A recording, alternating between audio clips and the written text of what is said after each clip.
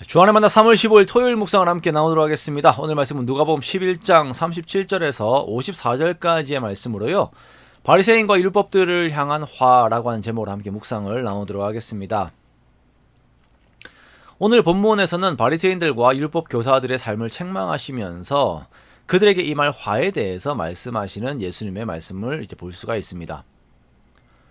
우리가 신앙생활을 하는 데 있어서 나의 능력과 나의 계획, 나의 공로를 의지하며 살아가는 경우들이 있습니다. 물론 우리가 내 삶에 대한 책임을 지고 절제하고 성실하게 살아가야 합니다. 그런데 이런 성격이 아니라, 관리의 어떤 성격이 아니라 내 삶에 대해서 내가 주도권을 쥐고 내가 원하는 대로 끌고 가고자 하는 마음들이 우리에게 있을 때가 있다는 것입니다. 나의 열심으로 구원을 이룰 수 있는 것처럼, 인생의 어떤 꼬린 지점에 내가 이룰 수 있는 것처럼 생각하는 교만의 마음들이 우리들에게 있다는 것이죠. 예수님 시대 바리새인들과 율법 교사들이 그러한 성격의 신앙생활을 하였습니다. 그리고 이들의 모든 관심은 다른 사람들을 비판하고 그 비판에 힘입어서 자기 자신을 높이는 삶을 살았습니다. 예수님께서 한 바리새인에게 초대를 받으셔서 그 집에서 식사를 하시게 되었습니다. 그런데 예수님께서 잡수시기 전에 손을 씻지 않으시는 것이에요. 유대인들은 식사 전에 정결을 위해서 손을 씻는 결례를 지켜왔습니다. 그런데 예수님께서 이것을 지키시지 않자 바리새인이 당황하는 것입니다. 예수님께서 이 결례를 모르셔서 이렇게 하신 것이 아니라 말씀하시고자 하는 바가 있으시기 때문에 일부러 이렇게 하신 것인데, 이제 바리새인이 당황을 하는 것이죠. 자, 예수님께서는 더러운 손에 집중하고 있는 이들에게 그들의 더러운 마음에 대해서 말씀을 하십니다. 29절 말씀에 바리새인의 잔과 대접의 겉은 깨끗하지만 그들의 속은 탐욕과 악독이 가득하다라고 말씀하세요. 하나님께서는 사람의 겉과 속을 함께 만드셨기 때문에 이 모든 것들이 함께 깨끗하여야 합니다. 그 안에 있는 것으로 자신을 구제해야 됩니다. 즉, 자기 내면으로 자신을 구제하는 것입니다. 그래야 자신들이 깨끗해집니다.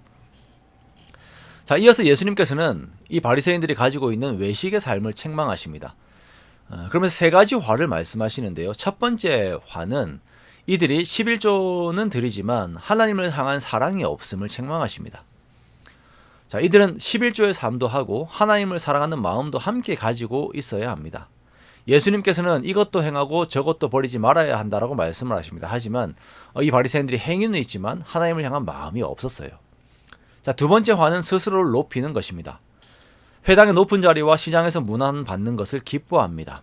자, 이것은 단순히 누구 오셨어요 이렇게 문안 인사 받는 것을 말하는 것이 아니라 자신들이 영적인 아버지의 대우를 받으면서 사람들이 자신들의 아래의 위치에 있는 것을 좋아했습니다. 이것이 하나님 앞에서는 오히려 화가 되는 것입니다. 세 번째는 평토장한 무덤과 같음이 화가 된다라고 말씀을 하십니다. 자, 이것은 표시가 없는 어떤 무덤인데요. 우리가 잘 알다시피 이스라엘의 무덤은 동굴에 시신을 안치합니다. 그리고 이것은 부정한 것이 되지요. 무덤인 걸 다 압니다. 그런데 땅에 사람을 이제 모르게 이제 묻게 되면 그곳이 이제 시체가 묻혀 있기 때문에 부정하지만 사람들은 그것이 부정한 것인지를 모르고 계속 그 위를 다니게 됩니다. 보이지 않기 때문입니다. 자, 바리새인들 역시 자신들의 부정함을 속에 숨기다 보니까 사람들이 몰라요. 그래서 겉으로는 거룩한 것처럼 보이지만 온통 부정함으로 가득 차 있는 존재가 됩니다. 평토장한 무덤과 같은 존재가 되는 것입니다. 그래서 이들은 화가 되는 것입니다. 자, 이러한 바리새인들에 대한 그 예수님의 고발에 한 율법 교사가 유감을 표합니다. 자신들을 모독하는 것으로 받아들입니다. 그러자 이번에는 예수님께서 율법 교사들에게 임할 화들을 말씀을 하세요. 자, 먼저는 이들이 율법을 가르치지만 자신들은 이제 진정으로 실천을 하지 않음에 대해서 말씀하십니다. 지기 어려운 짐을 사람에게 지우고 자신들은 한 손가락도 이 짐에 대지 않습니다. 자, 이것이 힘든 일을 하지 않는다, 아니면 짐을 이제 옮기거나 어려운 일들을 하는 것에 대해서 다른 사람만 시킨다, 그런 것을 말하는 것이 아니라 복잡한 율법의 규정들을 만들어 놓고, 즉 이제 사람들이 지기 어려운 짐과 같은 그런 규정들을 만들어 놓고 자신들은 진심으로 그것을 지키는 삶을 살지 않는다라는 것이에요. 지키는 행위 표를 하겠죠. 외적으로는. 하지만 그 마음은 다른 곳에 가 있다라는 것입니다. 이러한 삶은 화가 있습니다. 두 번째는 이들이 선지자를 이렇게 핍박을 한 것이 화가 됩니다. 당시 종교 지도자들은 이제 유명한 선지자들의 묘와 비석을 잘 가꾸고 단장하면서 그들에 대한 존경의 표를 과도하게 드러냈습니다. 이것은 이제 그러한 행위로 인하여서 자신들이 존경심을 받기 위한 것이었죠. 하지만 예수님께서는 그러한 그들의 마음을 아시고 그 선지자들을 죽인 자들이 바로 너희의 조상들이다라고 이렇게 말씀을 하세요.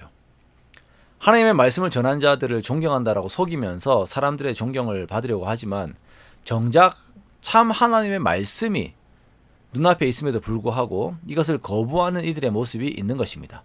아이러니한 것이죠. 하나님의 말씀을 전한 선지자들을 존경한다라고 하지만 진짜 하나님의 말씀이 눈앞에 있을 때 이것을 거부하는 이들의 모습이 있는 것입니다. 이것이 화가 되는 것입니다. 세 번째는 이들이 지식의 열쇠, 즉 하나님의 말씀을 가졌지만 그들이 참된 지식으로 나아가지도 않고 또 나아가려고 하는 자들도 막았기 때문에 이들은 화가 있습니다. 자, 이 말씀을 들은 서기관들과 바리새인들이 거세게 달려들고 따지죠. 자, 이들의 반응은 예수님의 말씀이 참임을 반증하는 결과를 보여줍니다. 하나님의 말씀이 선포될 때 그것을 받아들이지 못하고 책잡고자 하고 그리고 이후에는 죽이려고까지 하는 그 마음의 내면을 가지고 있는 것입니다. 우리가 오늘의 말씀을 보면서 겉과 속이 하나가 되는 우리들의 모습을 두고 기도하기를 원합니다.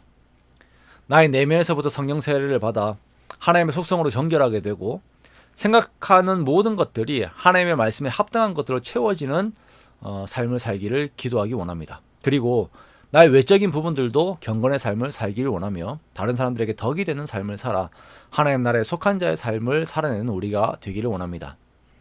이러한 모습들을 통하여서 사람들이 나로 인하여서 하나님 나라로 함께 들어가게 되는 일들이 있는 것, 이것이 정말 복의 삶을 사는 것입니다. 화와 반대되는 것이죠. 복의 삶을 사는 것입니다. 그렇게 하나님 앞에 정직하고 겸손하게 살아서 정말 오늘 하루를 살면서 더욱 주의 복을 얻는 저와 여러분의 복된 오늘 하루가 되시기를 주님의 이름으로 축원합니다.